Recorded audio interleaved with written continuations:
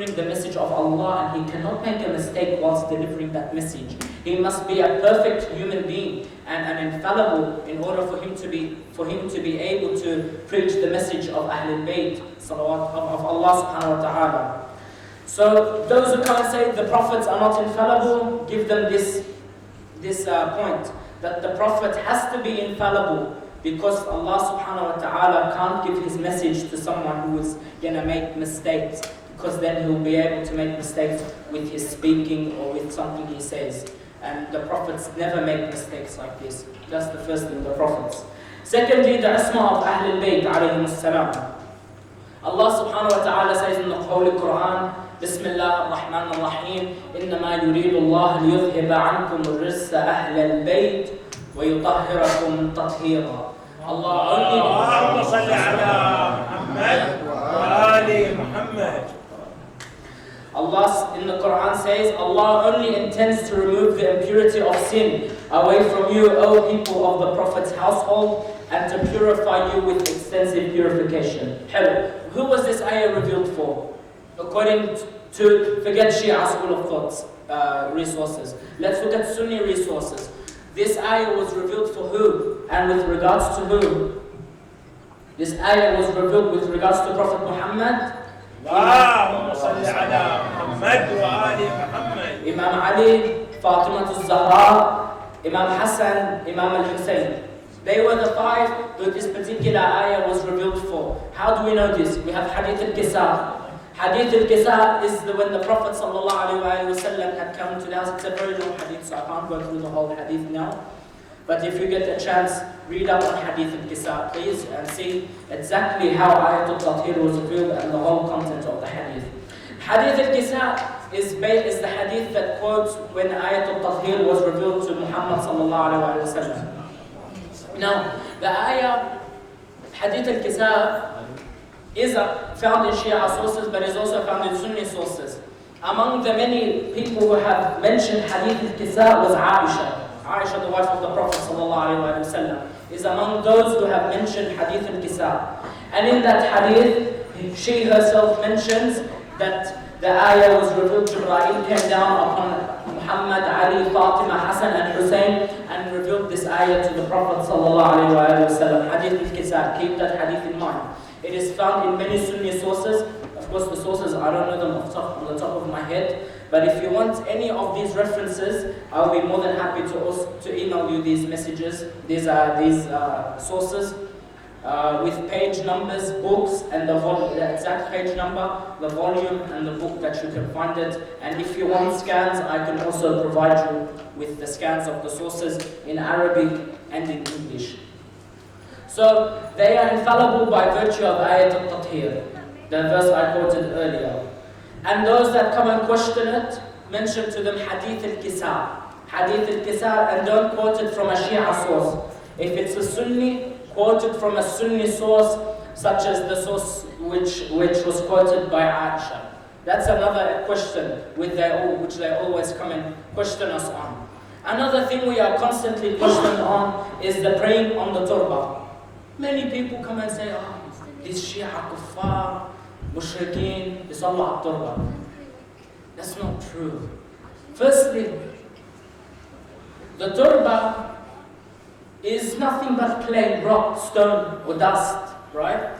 Now when the Prophet ﷺ used to pray, what did the Prophet pray on? Carpet didn't exist in the time of the Prophet ﷺ. Carpet didn't exist till quite a large period of time after the Prophet ﷺ. Yani not only Prophet Muhammad prayed on dust, on dirt, but so did Abu Bakr and so did Umar and so did Uthman. When they would pray on dust, on earth. And that's all we are doing. There is nothing with regards to shirk in the turba. There's nothing, we're not worshipping the turba, we're not praying to the turba, we are prostrating on the turba. Right? Those who come and say, you are worshipping the turba. You don't worship what's behind you. You're worshipping what's in front of you. And when we are praying, what we are worshipping is what? The Kaaba, because we are facing the Kaaba, right? And if prostrating on a turba is haram, or prostrating to a turba was supposedly shirk, then tell me, why do you pray towards the Kaaba? Isn't that considered shirk? If it is shirk to be prostrating on a turba, or here the turba is not in front of you, it's behind you, then praying towards the Kaaba would also be shirk, according to that sort of methodology or that logic that they use. Not only this, but it's been narrated in Sunni sources. From memory, it is narrated by Tilmid Ibn Taymiyyah, the student of Ibn Taymiyyah, who says, لا يجوز الصلاة إلا على الأرض. It is not salat is not permissible on anything except what? Earth, dust. So when they come and say, use are mushrikeen because you are praying on the turba, say, firstly, we don't only pray on the turba. We can't prostrate on anything man-made. We can prostrate on earth, something which is earth-based, a leaf, sand, stone, rock, paper, even tissues, if it's the natural one, not the man-made one. You can prostrate on it without any issues. We are not bound by the turba if they come and question you on that. And mention to them that the Prophet ﷺ, he never prayed on carpet. So if it's a bid'ah to pray on turba, because apparently the Prophet never prayed on turab, then praying on carpet is definitely a bid'ah, because carpet never existed in the time of the Prophet ﷺ. That's another issue which we are constantly questioned about. For exact references, again, I can provide you with all the sources. Another thing we are constantly always questioned about is the belief in temporary marriage. From the belief of temporary marriage. So it's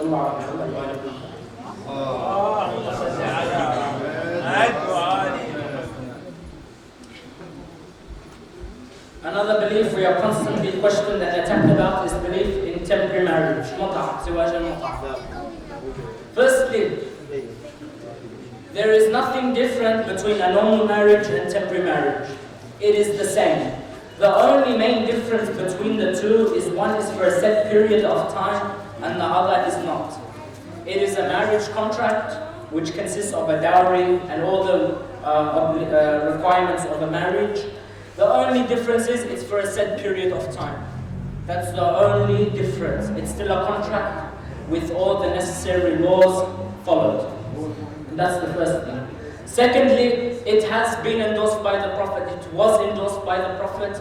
Even narrations from the Sunni school of thought that say the Prophet not only endorsed it, but the Prophet had practiced it at times, and the Imams had practiced it at times, and it was never made forbidden, nor by the Quran, nor by the Prophets, nor by Ahlul Bayt salamullahi alayhim.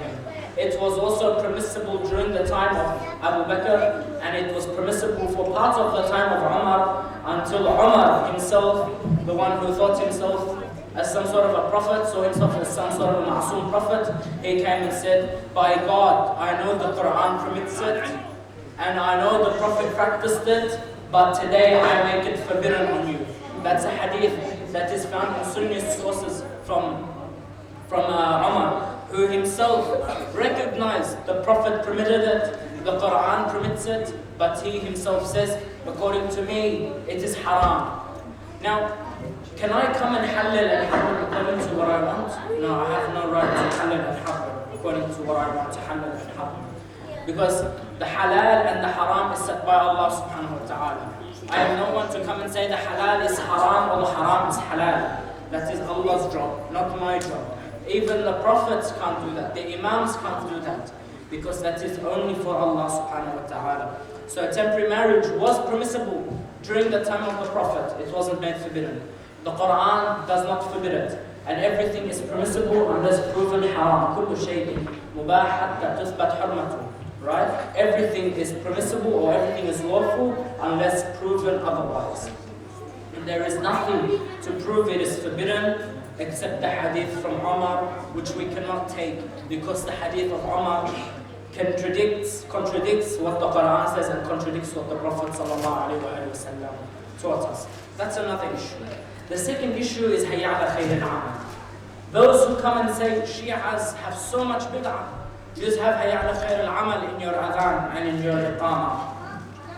Hayya ala khayr al-amal was pronounced in the adhan and in the iqamah during the time of the Prophet ﷺ.